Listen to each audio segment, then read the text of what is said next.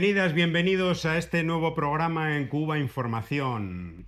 A confesión de partes, relevo de pruebas. Se suele decir en el lenguaje jurídico, cuando alguien confiesa su crimen, no es necesario probar nada. El presidente Donald Trump confesaba y lo dejaba bien claro en sus declaraciones recientes sobre Cuba. Dejaba bien claro cuál es su crimen, y es el bloqueo, la asfixia económica absoluta a todas las fuentes de ingreso del país. Poco más podemos hacer para asfixiar a Cuba, decía, más o menos. En otras palabras, desde luego el crimen está bien probado, no hace falta presentar las pruebas de todo lo que significa el bloqueo económico, financiero y comercial para un pequeño país del sur global que no tiene petróleo prácticamente, y que lo único que tiene es una gran formación de sus personas, de las personas que viven, de su juventud, pero poco más. Y todas sus fuentes de ingreso han sido bombardeadas por las sanciones de Estados Unidos, por la persecución de sus embajadas, de sus funcionarios, del Departamento del Tesoro, a través de las amenazas a la banca internacional, a inversores extranjeros, a turistas, a países que tenían convenios médicos con Cuba. Lo han ido destruyendo todo para que luego vengan idiotas, cínicos y lamebotas a decir que el bloqueo a Cuba no existe. Jimmy Sánchez nos dice: hace un tiempo, cuando decías que la política de Estados Unidos hacia Cuba, según sus propias palabras, estaba dirigida a causar hambre y desesperación, te decían que no era cierto, que eso era un invento del comunismo. Ahora que el fascismo está de moda, lo reconocen sin el menor pudor. Ahí está la frase de Donald Trump sobre Cuba. No creo que se pueda ejercer mucha más presión, salvo entrar y destrozar el lugar. Estamos en tiempos sin duda muy convulsos para Cuba, para el pueblo cubano, para Venezuela, para el pueblo venezolano, pero también para el mundo.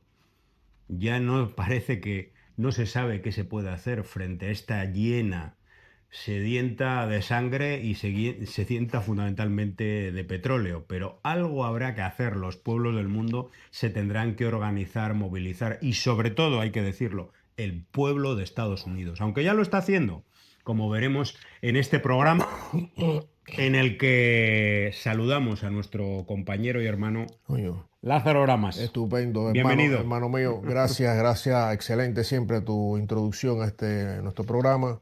Y bueno, también enviarle en cada ocasión un saludo cariñoso a todas las amigas y amigos que ejercen la solidaridad para con el pueblo cubano. Gracias por estar ahí, gracias por ese apoyo y gracias por esa lucha también junto a nosotros por la verdad, por la dignidad también de un pueblo. Pues bueno, aquí estamos de una pieza, como se suele decir, escuchando, viendo y analizando también todo lo que vomita el Departamento de Estado, la Casa Blanca de los Estados Unidos, es decir, el imperio en todo su esplendor, en todo su carácter expansionista. Y efectivamente, hermano mío, algo hay que hacer y los pueblos tienen que levantarse y parar a un delincuente. O sea, un delincuente que es, bueno, el presidente del país o la potencia económica, militar más poderosa del mundo, que se cree por encima de las leyes, se cree por encima de los seres humanos, amenaza y, bueno, y ejecuta, como hemos visto, en una versión, digamos, sobredimensionada de lo que es el imperialismo de los Estados Unidos. Ya se desnudó completamente, ya mostró, por si alguien tenía duda, lo dijimos en el programa pasado, lo que es Estados Unidos. Si toda la falsedad que destila cuando habla de derechos humanos, cuando habla de democracia, es pura mentira. Son otros intereses que mueven al imperio.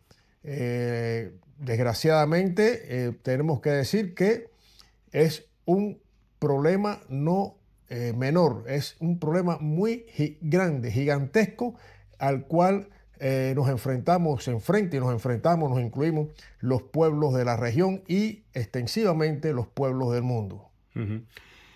La propia agencia EFE y los medios de comunicación que han convertido en noticia la nota de la agencia española EFE reconocían hace unos días esta política de asfixia y lo enunciaban así. Remesas, turismo, petróleo y médicos, servicios médicos. Estados Unidos ahoga las fuentes de divisa de Cuba. Bueno, es un texto en el que se describe perfectamente, aunque por supuesto con dosis de manipulación, pero describe perfectamente lo que es el bloqueo, o mejor dicho, lo que es la extensión del tradicional bloqueo económico a Cuba en estos últimos años en forma de más de 250 sanciones al país. ¿Qué puede hacer un país al que le han torpedeado y destruido las 4 o 5 fundamentales fuentes de ingreso? ¿Qué pasaría con un Estado como España si le destruyeran el turismo? ¿Qué es lo que pasaría, por ejemplo? ¿O qué es lo que pasaría a cualquier otro país cuyas fuentes de ingresos sean X, la tecnología, la fabricación de automóviles, etcétera? Que viniera una potencia como puede ser Estados Unidos o la Unión Europea y destruyera a ese país esas fuentes de ingreso. Bueno, en el caso de Cuba son el turismo, son las exportaciones de biotecnología, son los acuerdos médicos internacionales. Todo eso son las remesas, como un país con emigración en Estados Unidos, un país del sur, como cualquier otro de América Latina. Todas esas fuentes de ingreso han sido destruidas y, lógicamente, la consecuencia es lo que vive ahora el pueblo cubano. Falta de medicamentos, falta de alimentos, carestía, desabastecimiento general, falta de recursos para poder limpiar las calles, etcétera, etcétera, etcétera. Y, por supuesto, una emigración hacia Estados Unidos y otros países del mundo. Lo reconocen. ¿Y cómo es posible que luego tengan la cara dura todos estos sinvergüenzas gusanos y vendepatrias y anticubanos y excubanos que tengan la cara dura de decirte que no existe el bloqueo a Cuba? Bueno, yo creo que es que ya esta discusión habría que dejarla absolutamente por nuestra parte, porque realmente Donald Trump acaba de decirles en su cara que son unos idiotas, y que dejen ya de mentir a la gente. Que digan la verdad. Mira, estoy de acuerdo con asfixiar a la familia que dejé allí. Estoy de acuerdo con asfixiar a la vecindad que dejé allí. ¿Por qué? Porque tengo un odio visceral, me lo han metido en la cabeza. Aunque no lo tenía en Cuba, pero fuera me lo han metido en la cabeza una serie de sinvergüenzas a través de las redes sociales y los medios de comunicación, y le tengo que echar la culpa al sistema, al régimen, al gobierno y a la revolución. Y a Fidel, por supuesto. Que lo digan con claridad, ¿no? ¿Qué te parece, Lázaro? Sí, Que la agencia EFE y los medios de comunicación lo describen absolutamente, describen la realidad tal como es. No, y que pueden decir que para poder vivir donde están viviendo tienen que decir eso.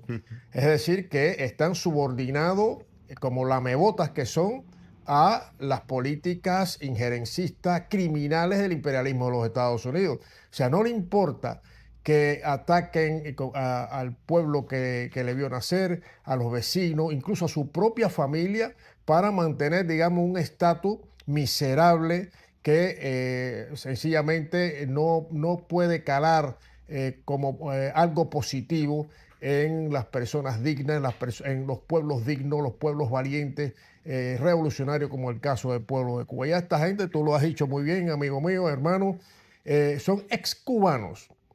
Y sinceramente es algo que vengo manejando y que vengo pensando, porque toda esta gente que incluso hablan de, no solo ya de recrudecer el bloqueo, el mismo Donald Trump dice, no sé qué más se puede recrudecer, sino también la falta de alma, de corazón, cuando piden incluso invasión de Estados Unidos hacia el país que le vio nacer. Entonces, estamos hablando de gente desnaturalizada, enajenada totalmente, con la mente esclavizada, pero que sirven vilmente a los intereses de Estados Unidos. También vemos en esto cómo Estados Unidos, este imperialismo desbocado, sanciona o pasa por encima de acuerdos entre países libres, independientes y soberanos. O sea, un acuerdo de Cuba con un país, digamos, México, puede ser el mismo Venezuela, son dos países que establecen un vínculo y trazan acuerdos para solucionar problemas sociales. O sea, problemas sociales que están enlazados fuertemente con los derechos humanos. Pues bueno, Estados Unidos habla de derechos humanos, habla de democracia, habla de todas estas pamplinas que se convierten en burdas mentiras en el terreno, en la práctica. ¿Y para qué? Es una violación de derechos humanos. Debiera considerarse una violación de derechos humanos que acuerdos médicos, por ejemplo, sean destruidos por una potencia ajena y afectar decisivamente a ya no solo los ingresos que Cuba puede obtener por esa vía, sino a las personas que necesitan de esa atención médica, a los seres humanos que necesitan de esa atención médica. Pero a ellos no le importa, no le importa. Y tiene además un secretario de Estado, uno posiblemente de lo más mediocre y de lo más despistado que se pueda concebir, de que cree que con esas medidas va a derrotar al pueblo cubano. Va a derrotar a un pueblo que lleva 66 años en una lucha frontal contra un imperio, una potencia hegemónica que quiere mantener ese hegemonismo y sobre todo dominar el área de América Latina y el Caribe. Dominando el área de América Latina y el Caribe, piensa Estados Unidos que seguirán siendo los amos del mundo.